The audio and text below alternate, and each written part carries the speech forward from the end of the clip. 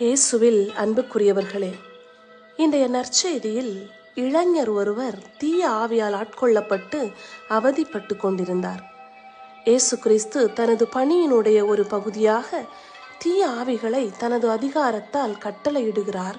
அவைகளும் அவருக்கு கீழ்ப்படுகின்றன. ஆம் அன்பார்ந்தவர்களே, நாம் எப்படிப்பட்ட ஆவிக்கு கீழ்ப்படிந்து நடக்கிறோம்?